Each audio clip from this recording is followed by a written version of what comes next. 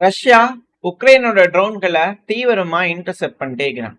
தினந்தோறும் உக்ரைன் ரஷ்யாக்குள்ள 452 ட்ரோன்களை அனுப்பிட்டு இருக்காங்க. நானே இந்த ரஷ்யா உக்ரைன் பேரை கொஞ்சம் மாற்றி சொல்றேன்னு சந்தேகங்கள் இருக்கு. பட் இருந்தாலும் ரஷ்யாக்குள்ள உக்ரைன் அதிகப்படியான ஃபிக்ஸ்ட் விங் ட்ரோன்ஸ், அதாவது காமிகாசி ட்ரோன்களை அனுப்புறாங்க. இதுல பெல்கிராட் பகுதி, பிரியான்ஸ்க் பகுதி, ஒரான்ஸ், வல்கிராட், விளாடிமிர், குலூகா, கர்ஸ்க், லிப்டெஸ்க், ரோஸ்டவ், ரைசன், ஸ்மொலன்ஸ்க், அதுவும் 2500 கிலோமீட்டர்லாம் கிராஸ் பண்ணி போய் ட்ரோன்கள் அட்டாக் பண்ணியிருக்கு. ஸ்ட்ரைக் ரேடியஸ் இன்க்ரீஸ் ஆயிருக்கு அப்படிங்கிற செய்திகள். டூலா பகுதிகள், டாம்போ, மாஸ்கோ ரீஜியன், கர்ஷ்னோடா கிராய், ரஷ்யாவோட கட்டுப்பாட்டுக்குள்ள இருக்கக்கூடிய கிரீமியா, தசவ் பகுதியில் இருக்கக்கூடிய கடல் பகுதிகள், பிளாக் சி ஏரியாஸ், பல பகுதிகளில் உக்ரைன் அட்டாக் பண்ணியிருந்துக்கிறாங்க. ஸோ மேப்லேயே வந்து பார்த்தீங்கன்னா அடுத்தடுத்த அட்டாக்ஸ் நான் உங்களுக்கு காமிச்சிருப்பேன். இதில் பெல்கிராட் பகுதியில் வந்து பார்த்தீங்கன்னா ஹெவியான அட்டாக் நடந்திருக்கு. இது ரஷ்யாவோட பெல்கிராட் பகுதி அப்படிங்கும்போது உக்ரைனோட பார்டர்ல இருக்கக்கூடிய ஒரு பகுதி. பெல்கிராடு, கர்ஸ்க்கு, பிரியான்ஸ்க்கு. ஸோ இந்த 3 ஒப்லாஸ்ட், நம்ம ஊர்ல எப்படி ஸ்டேட் சொல்லுவோம், கேரளா, தமிழ்நாடு, அது போல வந்து பார்த்தீங்கன்னா அங்கே ரஷ்யாவோடது. ஸோ இந்த 3 வந்து பார்த்தீங்கன்னா மிக முக்கியமானது. ஸோ இந்த 3 பகுதிகளில் வந்து பார்த்தீங்கன்னா குறி வச்சு அதிகமான அட்டாக். இதில் பெல்கிராட்ல அதிகமான அடி விழுந்திருக்கு. உக்ரைனோட பார்டர்லேயே இருக்கக்கூடிய ஒரு பகுதி. ஸோ இதில் வந்து பார்த்தீங்கன்னா கேஸ் பைப்லைன் மேலே அடிச்சிருந்துக்கிறான்.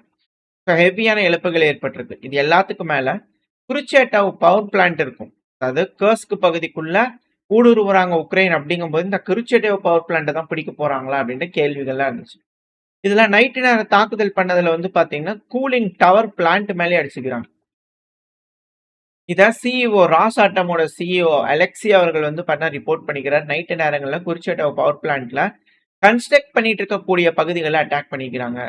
So cooling tower power unit 2ஆம் நம்பர் பவர் யூனிட் மேல அட்டாக் பண்ணிக்கிறாங்க. அது அணு உலை, எல்லாத்துக்குமே தெரியும், ஹீட்டா இருக்கும். அது கூலிங் ஆகிறதுக்கு தான் யூனிட். அது மேல அடிச்சுட்டாங்கன்னா அப்புறம் ரியாக்டர் ஹீட் ஆகி வெடிச்சு போச்சுன்னா அப்புறம் திருப்பி ஒரு செர்னோபிளா மாறிடும். அது அணு ஆயுதம் போட்ட மாதிரி ஆயிரும்.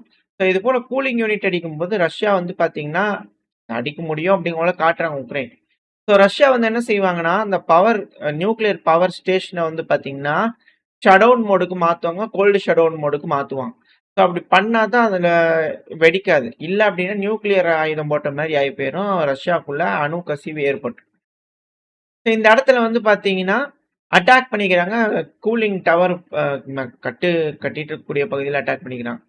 பட் ரெகுலரா யூஸ் ஆயிட்டு இருக்கக்கூடிய பகுதிகள் அடிச்சிட்டாங்க அப்படின்னா பெரும் சேதங்கள் ஏற்படும் அப்படிங்களும் சொல்றாங்க.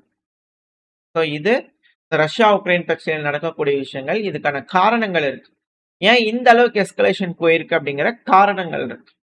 ஸோ உக்ரைனுக்குள்ள டிப்ளீட்டட் யுரேனியம் அட்டாக் நடந்திருக்கு.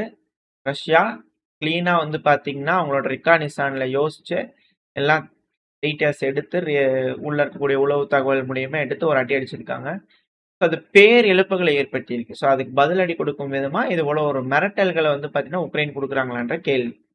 அதாவது ரஷ்யாவோட ராணுவம் வந்து பாத்தீங்கன்னா மொத்தம் 123 சாகிட் ட்ரோன்களை வந்து பாத்தீங்கன்னா உக்ரைனுக்குள்ள அனுப்பியிருக்காங்க. இதுல அங்க 400 இதுல 100 தான் அனுப்பியிருக்காங்களா அப்படின்ற கேள்வி எழுவதில்லை. அதுக்கு இந்த அளவுக்கு காண்டாகி பவர் பிளான்ட்லயே நியூக்ளியர் பவர் பிளான்ட்லயே கழிச்சிட்டாங்களான்ற கேள்வி.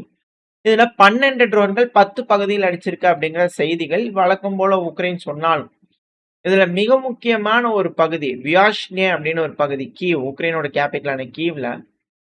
வியாஷ்னே அப்படின்ற பகுதியில வந்து பாத்தீங்கன்னா அட்டாக் நடந்தது. மேப்லோட இருக்கும். ஸோ கீவோட கிழக்கு பகுதி, ஸோ ஜூம் பண்ணி காட்டுறேன், ஒரு வேர் ஹவுஸ் மாதிரி இருக்கும். ஸோ அந்த வேர் ஹவுஸ்ல வந்து பாத்தீங்கன்னா ரஷ்யா மிசைல் தாக்குதல், ட்ரோன் தாக்குதல் பேக் டு பேக் அடிச்சிருக்காங்க. அது நேற்றுக்கு இன்னைக்கு தொடர்ந்து ஹெவியான அட்டாக் இருக்கு. இன்னைக்கு அட்டாக் பண்ணது தான் நம்மளுக்கு 100 ட்ரோன்கள் மேல வந்து பாத்தீங்கன்னா அனுப்பிச்சிருக்காங்க. ரஷ்யா 123 ட்ரோன்கள் கிட்ட அனுப்பிச்சிருக்காங்க அப்படிங்கிற சொல்றோம். இந்த விஷயம் மேல தாக்குதல் பண்ணது பேசுபொருளாம் மாறி இருக்கு. அது பேரிழப்புகளை ஏற்படுத்தியிருக்கு. காரணம் என்னன்னா பைடன் அவர்களோட காலகட்டத்துல டிப்ளீட்டட் யுரேனியம் செல்ஸ் அப்படிங்கிறது போல ஒரு வார்த்தையை சொன்னாங்க. களத்துல ரஷ்யாவோட டேங்குகள் வரும்போது, பீரங்கிகள் வரும்போது அந்த இடத்துல டிப்ளீட்டட் யுரேனியம் செல் அடிச்சாங்க அப்படின்னா அது என்னதான் இருந்தாலும் யுரேனியம் அணு கசிவு ஏற்படும். ஸோ எங்க வீரர்கள் மேல அணு ஆயுதம் தாக்குதல் பண்ணதாவே எடுத்துக்குவோம் அப்படிங்கிறது போல ரஷ்ய தரப்புன்னு சொல்லியிருந்தாங்க.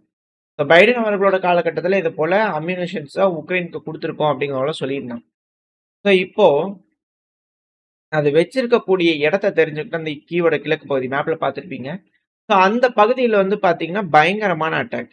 இப்ப அந்த டிப்ளீட்டட் யுரேனியம் செல்ஸ்லாம் வெடிச்சதுனால, அந்த பகுதி பிரச்சனைக்குட்பட்ட பகுதியா உக்ரைன்ல மாறிருக்கு.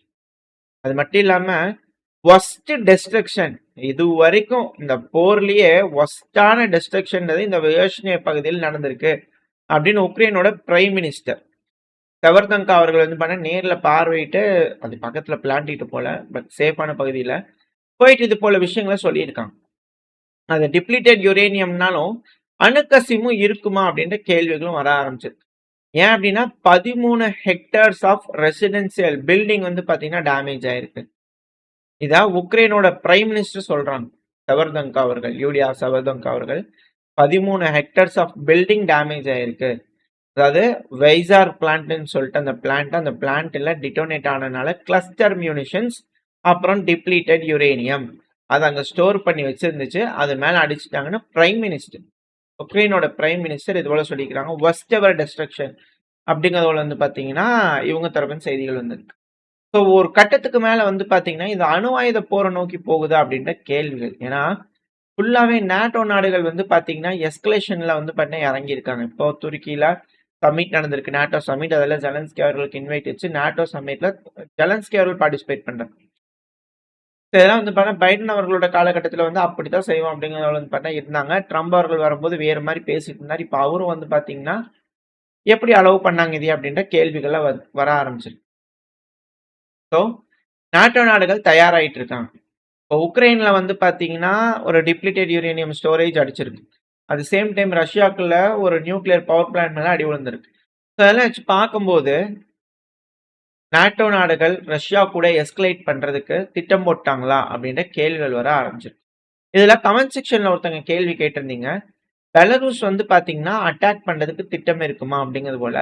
பெலரூஸ் இனிஷியலா எந்த ஒரு ஸ்ட்ரைக்கையுமே அவங்க சைட்ல இருந்து பண்ண மாட்டாங்க, இனிஷியேட் எடுக்க மாட்டாங்க, அவங்க பண்ண மாட்டாங்க அப்படிங்கிறது என்னோட ஒரு தனிப்பட்ட கருத்து. பல அனலிஸ்டுகளோட ஸ்டேட்மெண்ட்ஸை வச்சு நான் இந்த கருத்தை சொல்றேன். ஏன் அப்படின்னா பெலரூஸ் உக்ரைன் அடிக்கிறாங்கன்னா கீவ் ரஷ்யாவோட பார்டர் பகுதி செர்னிகிவ் இந்த ஏரியாலாம் வந்து பாத்தீங்கன்னா வர்றதுக்கு வாய்ப்பு இருக்கு. ஆனா ஒன்ஸ் பெலரூஸ் உள்ள வந்துட்டாங்க அப்படின்னா உக்ரைனுக்குள்ள வந்து பாத்தீங்கன்னா உக்ரைனோட கிழக்கு பகுதியில போலாண்ட் வந்துருவாங்க. ஸோ அப்படி வந்துட்டாங்க அப்படின்னா ப்ரொடெக்ட் பண்ண முடியாது. அதிகப்படியான வீரர்கள் வேணும். ஏன்னா பெலரூஸ்க்கு ஒரு 50,000 60,000 வீரர்கள் கீவை கேப்சர் பண்றதுக்கு மட்டுமே பண்ணுவாங்க. ஸோ அவங்க இந்த இடத்துல வந்து பாத்தீங்கன்னா ரிசர்வ்ஸ் ரொட்டேஷன்ஸ் இந்த இடத்துல அவங்களோட வீரர்களுக்கு வந்து பண்ண கமாண்ட் கொடுத்தாங்கட்டு இருக்கு வீரர்கள் இல்லைன்ட்டு இல்லை. பட் ஆக்டிவா போர்னு என்கேஜ் பண்ணும்போது வீரர்களை இழந்துட்டாங்க அப்படின்னா சிக்கலாயிரும். அதனாலதான் இந்த போர் ரொம்ப ஸ்லோவா நடந்துகிட்டு இருக்கு. பகுதிகளை வச்சிருக்கோம், பகுதிகளில் முன்னேறோங்கிறது ரெண்டாவது.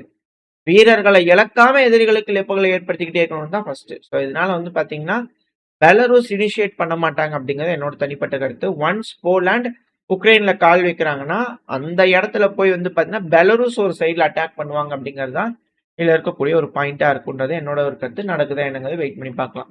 ஓரளவுக்கான தகவல்கள் இந்த பையில பார்த்துருப்போம். இந்த பதிவு எப்படி உங்களுக்கு பிடிச்சிருக்கா? பிடிச்சுன்னா லைக் பண்ணிட்டு உங்க ஃப்ரெண்ட்ஸ் அப்படி ஷேர் பண்ணிக்கோங்க. கூடவே மறக்காம நம்ம சேனல் சப்ஸ்கிரைப் பண்ணலாம், மறக்காம சப்ஸ்கிரைப் பண்ணிக்கோங்க.